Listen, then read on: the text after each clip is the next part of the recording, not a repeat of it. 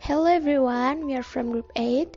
Now, in this video, we would like to talk about speech acts and events. Okay, let's enjoy our presentation. Hello, my name is Yunia Dwi Lestari. My student number is 006. This time, I will talk about the form of sentences and the purpose of utterances. The form of the sentence can be classified into declarative, is saying something, interrogative is asking, and imperative is asking for action. The speech function does not have to depend on the form. It's asking without actually looking for information, stating what the request is, and an unintended comment gets action from the receiver. When the statement usually starts with subject plus verb plus object or complement. For example, Tom broke a window. Tom is subject, broke is verb, and a window is an object. 2. Comments usually start with a verb. For example, close the door please. This is a positive comment. Or don't move. This is a negative comment. 3. Questions distinguished on the basis of existing markers. 1. Questions based on high pitch is this is a joke? Like this. 2. Placing an operator is a form of be or have or one of the modal verbs can or could, will or would, shall or should, may or might, must, ought, dare or need, and etc. in the first place. Is this a joke? The intonation is less important, and either a rising or a falling tone may be used. 3. The statement attached to the question tag is this is a joke, isn't it? This is used a high pitch, and the loud tone this is a joke, is it? Like this. 4. Questions that use the marker or. For example, would you like coffee or tea? The usual intonation is a rise on the first part like coffee and a fall on the second part like tea. And the last is question which has question word 5W plus 1 each. Is who couldn't find it? Who couldn't find it?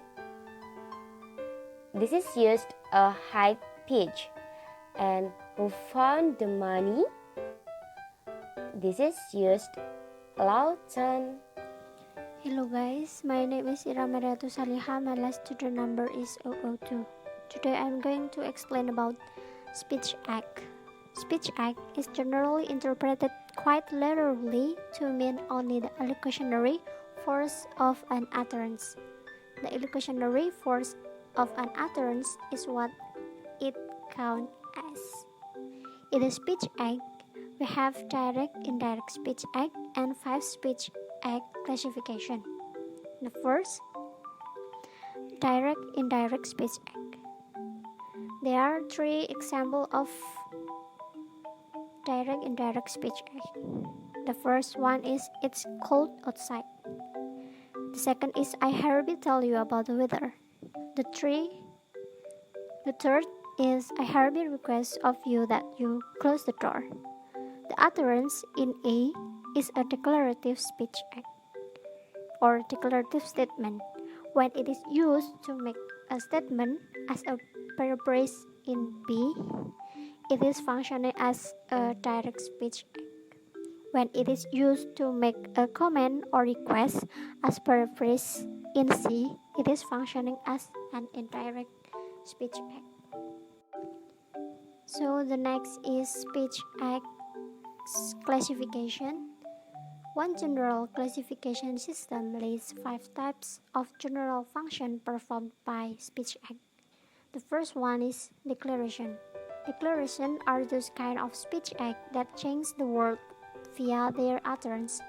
The example is, the first one is praise, I now pronounce you husband and wife. And the second is referee, you are out. The example are illustrated. The speaker has to have a special institutional role in a specific context in order to perform a declaration appropriately. Hello, my name is Kamilatul Fikriyah and my lesson number is 001. So the second type is representative.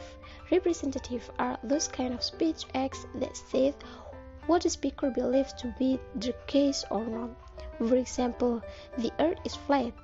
Chomsky didn't write about peanuts are all examples of the speaker representing the world as he or she believes it is. The third is expressive. Expressive are those kind of speech acts that state what the speaker feels. They express physiological states and can be statements about pleasure, pain, likes, dislike, joy, or sorrow. As illustrated in A, B, they can be caused by something the speaker does or the hearer does, but they are about the speaker's experiences. For example, I'm really sorry. Congratulations.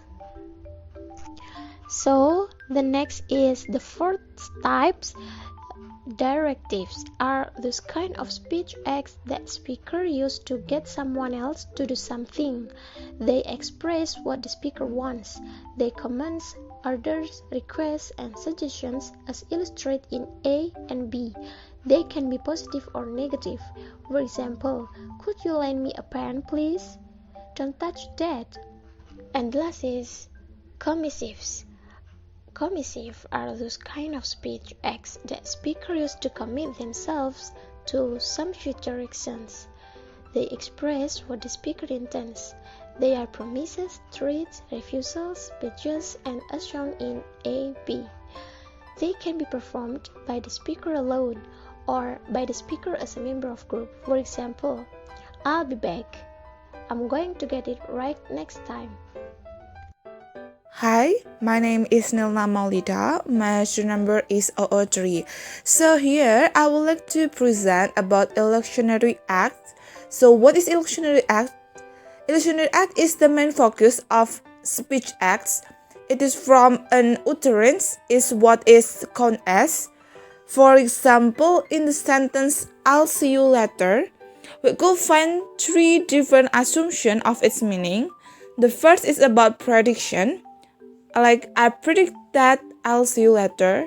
And the second, a promise. I promise you that I'll see you later. And the third is a warning. I warn you that I'll see you later. The problem could happen in every utterance that might have different meaning, which can make the hearer cannot recognize the real illusionary force from the utterance. And how to solve this problem? So actually there are 2 ways to answer this. The first one is I-fits and second is felicity condition. So here I would like to tell about I-fits. So I-fit is electionary force indicating device. It is an expression from an utterance which contains a slot to put a verb that explicitly names the illusionary act being performed. The verb called performative verb, or the shortest is VP, like I VP you that.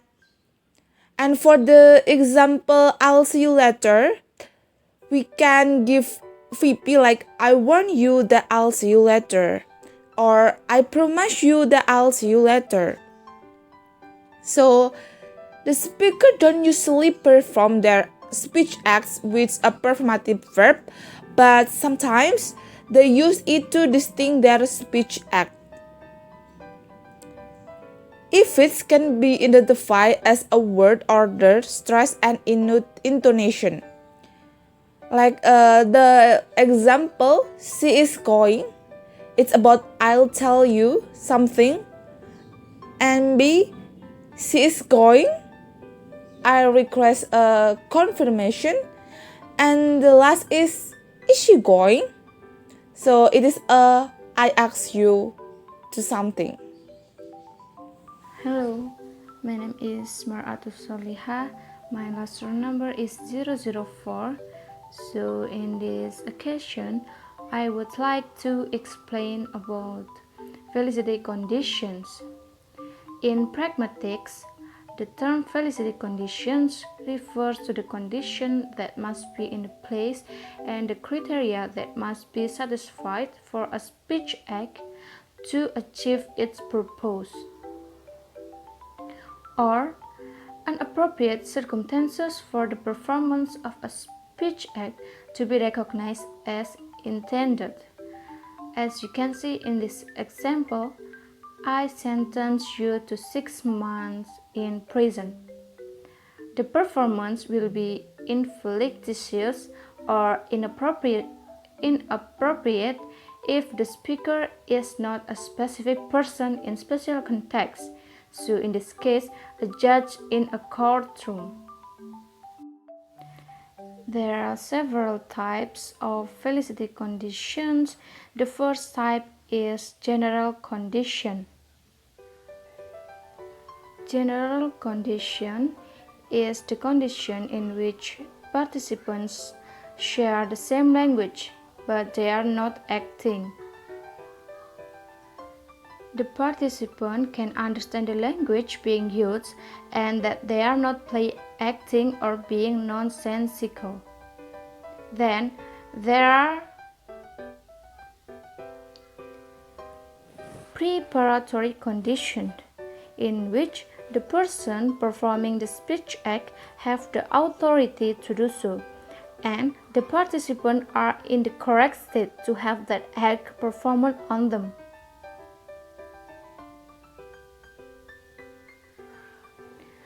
For example, when I promise to do something, there are two preparatory conditions. First, the event will not happen by itself, and second, the event will have a beneficial effect. When I utter a warning, there are the following preparatory conditions. It isn't clear that the hearer knows the event will occur. The speaker does think the event will occur, and the event will not have a beneficial effect.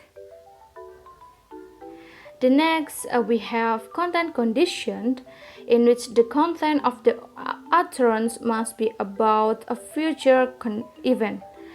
A further content condition for a promise requires that the future event will be a future act of the speaker.